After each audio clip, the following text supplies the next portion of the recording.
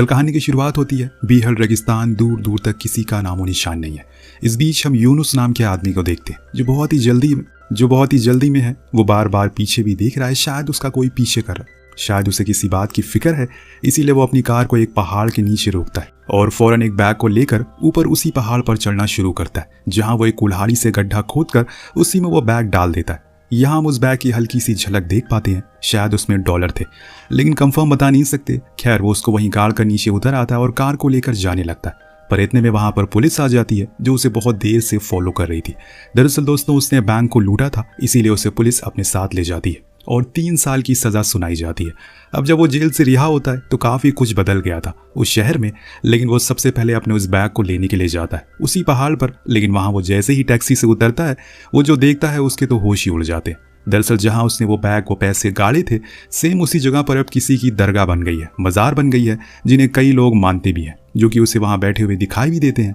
यूनुस सोचता है कि क्या किसी को वो बैग मिल गया होगा या फिर अभी तक इस बारे में किसी को पता नहीं है। इसी उम्मीद में वो ऊपर जाता है तो देखता है कि वहां पर काफी लोग हैं, अलग अलग धर्म के, जिनकी आस्था है। उनका मानना है कि यहाँ पर आने से उनकी बीमारियां ठीक हो जाती है। जब यूनुस देखता है तो नीचे एक बस्ती भी बसी हुई है जो कि पहले नहीं थी। वो नीचे जाकर किसी होटल में ठहरने का सोचता है कुछ दिन के लिए। इसी बीच उसे एक हॉस्टल मिल भी जाता है, लेकिन उसके पास अभी इतने पैसे नहीं है कि वो पूरी पेमेंट कर सके। वो वहाँ के ओनर से कहता भी है कि मैं बाकी पैसे बाद में दे दूंगा, लेकिन वो मना कर देता है। तभी सलीम नाम का आदमी वहाँ आ जाता है जो कि उसी होटल में ठहरा हुआ था। वो उसको मुसीबत में देखकर उसकी पेमेंट कर देता है और कहता है कि आप रूम में जाकर मुझे मेरे पैसे दे देना। वो हाँ करता है और फिर अपने रूम कीज लेकर रूम पर चला जाता है। लेकिन तभी उसे फिर से सलीम मिलता है जो उसे पूछता है कि क्या आपको कोई बीमारी है। यूनुस फ्रस्ट्रेशन में कहता है कि आप मुझसे इतने सवाल क्यों कर रहे हो। तो वो कहता है कि मुझे लगा कि आप यहाँ पर इलाज करवाने के लिए आए। तो यूनुस कहता है कि ऐसा कुछ नहीं है, मैं एकदम ठीक हूँ, असल में मैं कुछ ढूंढ रहा हूँ। जो सुनकर वो कहता है कि ओह, मुझे तो पता ही नहीं था कि आप वैज्ञानिक हैं। जो सुनकर वो उसकी हाँ में हाँ मिला देता है फिलहाल के लिए। दूसरी तरफ हम बाप और बेटे को देखते हैं जो कि इसी टाउन में रहकर खेती का काम करते हैं। हसन अपने पिता सलमान के पास आकर उनसे कहता है कि चलिए खाना खा लेते हैं। तभी उनकी नज़र बैग पर पड़ती है, जिसे देखकर वो पूछते हैं कि ये कहाँ से मिला तुम्हें। वो बताता है कि ये मेरे दोस्त ने दिया है क्योंकि अब वो इस गांव को छोड़कर जा रहा है। ये सुनकर उसके पिता वापस खेत की ओर चले जाते हैं और कहते हैं कि थोड़ी देर में घर वो आ जाएंगे। इसके बाद हम उसी पहाड़ के नीचे एक और टैक्सी को रुकते हुए देखते हैं, जिसमें से एक कलाम नाम का आदमी बाहर आता है। वो भी उस मज़ार को देखने लगता है, जिसके बाद उस गांव की ओर चला जाता है और एक क्लिनिक के बाहर रुकता है क्योंकि वो एक डॉक्टर है और उसकी गवर्नमेंट पोस्टिंग यहीं पर हुई है। अंदर से एक बूढ़ा आदमी निकलता है जो उसे अंदर आने को बोलता है। उससे कहता है कि हम लोग आपका ही इंतजार कर रहे थे। इसके बाद वो उसका रूम दिखा देता है, जो देखकर कलाम कुछ खास खुश नहीं था क्योंकि वो बहुत छोटा था और गंदा भी था। वहीं देर रात मज़ार के बाहर कोई बंदा एक कुत्ते के साथ बैठा हुआ था, शायद वो उसकी रखवाली कर रहा है। जो देखकर यूनुस पीछे वाले रास्ते से उस पहाड़ पर चढ़ता है, लेकिन इस बीच कोई और अनजान आदमी भी उस पहाड़ पर आ जाता है, जो कि असल में उन सिक्कों को चुराने के लिए आया था जो कि लोगों ने यहाँ पर चढ़ाए थे। लेकिन इतने में वहां पर यूनुस आ गया था, जिसको लगता है कि यही वो बंदा है जो यहाँ की रखवाली कर रहा है। इसीलिए वो उसके सर पर वार करता है, लेकिन ऐसे में वो तो चोर था जो असल में बंदा वो पीछे से उसकी चीख सुनकर आने लगता है।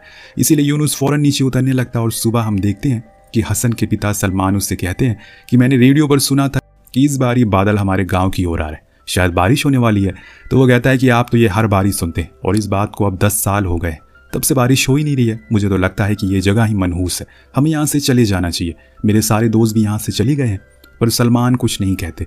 उधर मज़ार की रखवाली करने वाला आदमी अजीज़ अपनी बेटी को उसके काम पर भेज देता है क्योंकि अब उसका काम खत्म हो चुका है। वहीं यूनुस जो कि एक नाई की दुकान पर जाता है, जहां पर उसे सलीम दिख जाता है, वही आदमी जिसने उसको होटल के पैसे दिए थे, जो उसे देखकर वहीं बैठे हुए लोगों को बताता है कि ये वैज्ञानिक है, यहाँ पर कुछ ढूंढने के लिए आए हैं। जो सुनकर सैलून वाला बोलता है पहले आप आ जाइए क्योंकि आप तो ज़्यादा बिजी होंगे। देन वो बात करते करते उसके बाल काटना शुरू करता है। इतने में वहाँ पर अजीज़ आ जाता है, उस मज़ार का रखवाला, जिसे देखकर सलीम कहता है कि तुम तो हमारे हीरो। जिसे सुनकर वो नाई बोलता है अच्छा बताओ तो वहाँ हुआ क्या था। तो अजीज़ पूरी कहानी बताना शुरू करता है, जिसमें आधी सच्ची तो आधी झूठी होती है। लेकिन वो इतना ज़रूर कहता है कि उसके साथ एक और आदमी था जो कि पहाड़ से नीचे उतर गया, लेकिन मैं उसे पकड़ नहीं पाया। जो आदमी पैसे चुरा रहा है उसको मैंने बहुत मारा। जो सुनकर सभी उसकी तारीफ करते हैं। इस बीच यूनुस बाहर आकर किसी को कॉल करके कहता है कि तुम यहाँ पर आ जाओ, मुझे तुम्हारी ज़रूरत है। वहाँ कलाम आज तैयार होकर क्लिनिक पर बैठ जाता है क्योंकि आज उसका पहला दिन है। यहाँ पर कुछ ही देर में उसकी पहली पेशेंट भी आती है जो उसको देखकर मुस्कुराती रहती है। तब कलाम उनसे पूछता है कि आपको क्या हुआ है। वो बताती है कि उनके सर में दर्द है। पिछले 20 सालों से, जिसके लिए वो बूढ़ा आदमी जो कि उसका असिस्टेंट है वो उन्हें एक पीले कलर की टैबलेट देता है और जाने को कहता है। दिन दूसरी पेशेंट आती है, वो भी लेडी थी जिनकी बीमारी ये थी कि उन्हें सिर्फ मंडे और फ्राइडे को ही खांसी आती है। अब ये सुनकर कलाम हैरान था कि ऐसा कैसे हो सकता है। फिर इतने में उसका असिस्टेंट उस लेडी को भी वही पीली टैबलेट देकर जाने को कहता है। अब कलाम परेशान है कि क्या सभी औरतें ही हैं, कोई आदमी नहीं आया यहाँ पर। यही जानने के लिए वो बाहर जाता है तो देखता है कि वहाँ पर बस औरतें ही थी जो उसे देखकर स्माइल कर रही थी। उसे बहुत ही अजीब लगता है, इसीलिए वो अंदर अपने असिस्टेंट से पूछता है कि क्या कोई मर्द बीमार नहीं पड़ता। तब वो बताता है कि जो भी बीमार होते हैं वो उस मज़ार पर जाकर ठीक हो जाते हैं। ये सारी औरतें बस यहाँ पर टाइम पास करने के लिए आई हैं क्योंकि अभी यहाँ पर कोई भी डॉक्टर नहीं आया। आपसे पहले ये सुनकर कलाम का सर घूम जाता और उससे बहुत ही गुस्सा आता है क्योंकि वो तो अपनी प्रैक्टिस के लिए यहाँ पर आया था ताकि वो एक अच्छा डॉक्टर बने, लेकिन यहाँ तो उसके साथ मोए मोए हो गया।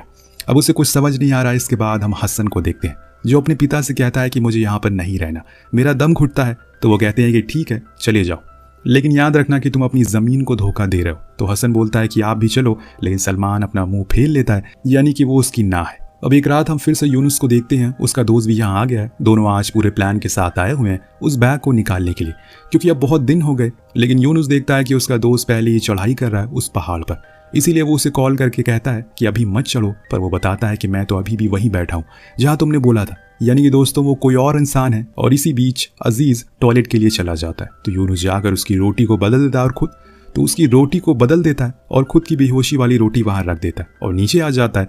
इतने में वो दूसरा आदमी भी ऊपर चढ़ जाता है और उस मज़ार के बोट को चुरा लेता है। जब अजीज वापस लौटता है तो देखता है कि वहां पर बोट की चोरी हो गई है, इसीलिए वो तुरंत पुलिस को कॉल कर देता है, जो कि यूनुस देख लेता है और अपने दोस्त को यह प्लान कैंसिल करने को कहता है क्योंकि उसने पुलिस को कॉल कर दिया है। अब इसके बाद अजीज उस रोटी को खाना शुरू करता है और खुद के कुत्ते को भी खिलाता है, जिसके कुछ देर बाद दोनों ही बेहोश हो जाते हैं। उधर हम कलाम को देखते हैं जो कि टीवी पर एक ही चैनल को देखते देखते बोर हो गया है, इसीलिए वो अपने असिस्टेंट के पास जाता है जिसने काले कपड़े पहन रखे। जो देखकर वो पूछता है कि तुम ये काले कपड़े क्यों पहन रखे। तब उसे अंदर आने को कहता है जहाँ कलाम उस मज़ार का बोर्ड उसके बेड पर देखता है, जिससे वो समझ जाता है कि असल में पुलिस किस लिए आई थी। लेकिन वो उसे भरोसा दिलाता है कि वो किसी को कुछ नहीं बताएगा। तब उसका असिस्टेंट कहता है कि मैं अपनी ज़िंदगी से बोर हो गया हूँ, इसीलिए मैं आज टेस्ट करने चला गया। जो गार्ड वहाँ पर है वो कितना सतर्क बैठा, लेकिन वो तो एक बूढ़े आदमी से भी हार गया। जो सुनकर कलाम हंसने लगता है और खुद ही मन सोचता है कि यार वो कहाँ आ गया, किस जगह पर सरकार ने उसे भेज दिया।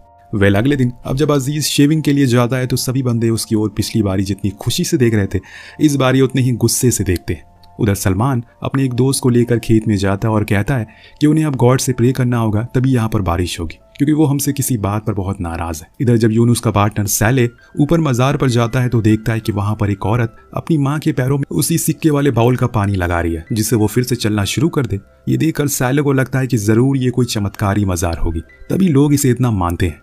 वापस आकर यूनुस सैले से कहता है कि हमें कुछ करना होगा वरना बहुत देर हो जाएगी। तब सैले पूछता है कि क्या ये सच है कि तुमने वहीं पर वो पैसे गाले थे, क्योंकि लोगों का मानना है कि वहां पर किसी सेंट की कब्र है और उन्होंने चमत्कार होते हुए भी देखा है। तो वो कहता है कि ऐसा कुछ नहीं है, वहां कोई चमत्कार नहीं होता, ये सब लोगों की खुद की बनाई हुई कहानियां हैं। वहां बस मेरा पैसा है, हमें बस उस अजीज और उसके कुत्ते का कुछ करना होगा। तब सैले कहता है कि क्यों ना हम उन दोनों को मार दे। तो यूनुस कहता है कि जिससे कि पुलिस हमें सबसे पहले आकर पकड़ लेगी, जैसे हमारा रिकॉर्ड है, ये सबसे बड़ी बेवकूफ़ी होगी, हमें दिमाग से काम लेना होगा। लेकिन अगले दिन सैले जब अपनी कार में होता है तो देखता है कि वहां पर अजीज का बेटा अपनी बकरियों को चला रहा है, उसके पीछे पीछे उसका कुत्ता भी है, इसीलिए वो बिना देरी किए उसके ऊपर कार को चढ़ा देता है। अब पूरा गांव ये खबर सुनकर दुखी हो जाता है और अजीज के पास उस कुत्ते को लेकर आता है, जो देखकर वो बहुत ज़्यादा गुस्से में आ जाता है और अपने बेटे को एक जोरदार थप्पड़ मारता है। लेकिन सब लोग कहते हैं कि इसमें इसकी कोई गलती नहीं है, एक कार इसके ऊपर चढ़ गई। इतने में एक आदमी कहता है कि हमें इसको क्लिनिक लेकर जाना चाहिए, इसलिए सब कलाम के पास पहुंचते हैं, जो उसका इलाज करना शुरू करता है। जब यूनुस को पता चलता है तो सैले को वो बहुत सुनाता है और कहता है कि तुमने ये बहुत गलत किया, अब पूरा गांव अलर्ट हो जाएगा, क्योंकि पहले ही 2 बार मज़ार में चोरी हो चुकी है। तो वो सैले कहता है कि मैं उस कार को छुपा दिया है, किसी ने भी मुझे ऐसा करते हुए नहीं देखा, इसीलिए तुम टेंशन मत लो। दूसरी ओर क्लिनिक में कलाम अजीज को बुलाकर बताता है कि मैंने इसकी जान बचा ली है, लेकिन इसके सिर्फ 2 ही दांत बचे हुए हैं, इसीलिए अब इसको कोई भी कड़ी चीज़ मत खिलाना, इसको थोड़ा आराम करने देना। अजीज हाँ कहता है और फिर उसको लेकर वहाँ से घर आ जाता है। सीन कट होता और हम हसन को देखते हैं, जो अपने पिता के साथ खेत में बैठा था। तभी उसके सामने से सलमान का एक पुराना दोस्त इस गाँव को छोड़कर जा रहा है। हसन उनसे मिलने जाता है, लेकिन सलमान अपनी नज़रें फेर लेता है, क्योंकि इसे ये नहीं पसंद कि कोई भी इस गांव को छोड़कर जाए। उनके जाने के बाद वो अपने बेटे से कहता है, पहले यहाँ पर बारिश होती थी, लेकिन जब से उस सेंट की कब्र मिली है मानो पूरे गांव में मनहूसियत फैल गई है। जो सुनकर हसन कहता है कि आप अपनी गलती किसी और पर थोप नहीं सकते। उधर रात में फिर से यूनुस और सैले दोनों ही मज़ार पर जाने की तैयारी में लग जाते हैं। इतने में वो देखते हैं कि जो उस दिन मज़ार पर एक लेडी अपने पैरों को पानी से धुल रही थी, वो आज खुद ही व्हील चेयर पकड़कर चल रही है, जो देखकर सैले सबसे ज़्यादा हैरान था। लेकिन उन्हें देर हो रही थी, इसीलिए वो निकल पड़ते हैं और देखते हैं कि आज अजीज़ अकेले है। लेकिन आज सैले कहता है कि उसे कुछ ठीक नहीं लग रहा है, उन्हें कल आना चाहिए। लेकिन यूनुस ऊपर जाने की जिद करता है, पर वो फिर उसे रोकता है और कहता है कि आज कुछ ठीक सा नहीं लग रहा है, हम कल आते हैं। वो मान जाता है और घर लौट जाता है।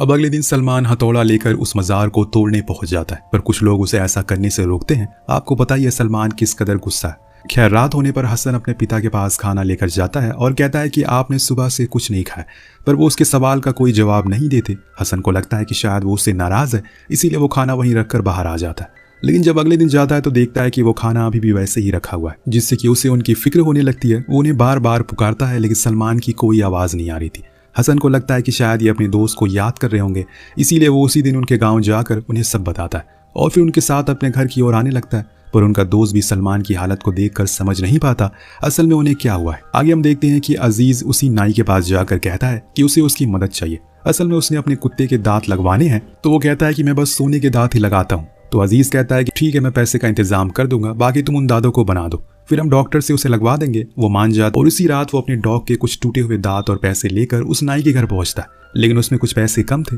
इसीलिए वो कहता है कि वो उन्हें कुछ ही दिन में अपनी जमीन बेचकर लौटा देगा। दिन कुछ दिन बाद वो नाई उन सोने के दांतों को बना देता है, जिसे लेकर वो डॉक्टर के पास जाता है। अब डॉक्टर कलाम उसे लगा देते हैं और ये चीज़ जब गाँव वाले देखते हैं तो वो कलाम की बहुत तारीफ करते हैं।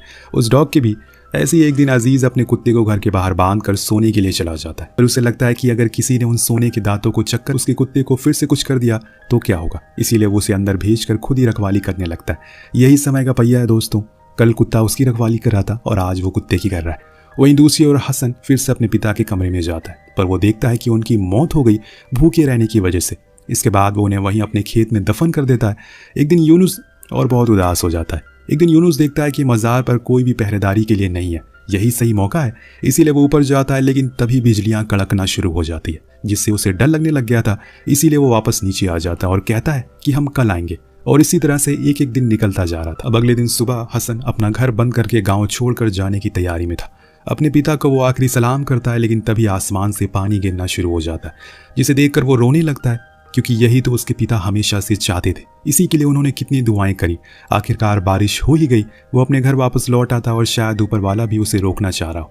उस दिन हसन ऊपर जाकर उस मज़ार पर बैठ जाता है और सबके जाने के बाद वो वहाँ एक गड्ढा खोदता है और एक बम उसमें लगा देता है, जिसकी वायर वो पीछे से जाकर जला देता है। इस बीच वहाँ पर यूनुस भी आ गया था और जैसे ही वो उस गेट को खोलता है वो वायर जलना शुरू हो जाता है, जिसके कुछ देर में वहाँ एक जोरदार धमाका होता है और सब कुछ खत्म हो जाता है। हसन जब वापस आकर देखता है तो पूरी मज़ार ढह चुकी थी, पर उसे ज़मीन में कुछ गड़ा हुआ मिलता है। जब वो उसे बाहर निकालता है तो वो वही बैग था जिसमें यूनुस के पैसे थे, लेकिन यूनुस तो वहीं बेहोश पड़ा हुआ था। इतने में पुलिस का सायरन की आवाज़ आना शुरू हो जाती है और हसन वो बैग लेकर भाग जाता है, जिसके कुछ ही देर बाद यूनुस को भी होश आता है और वो भी पुलिस की आवाज़ सुनकर नीचे आने लगता है। पर वो देखता है कि सैले कार लेकर भाग गया है। घर जाने पर जब हसन उस बैग को खोलता है तो उसमें कई करोड़ रुपए थे, जिसे देखकर उसके होश उड़ जाते हैं और वो उसी सोच में डूब जाता है कि वो इन पैसों का क्या करेगा।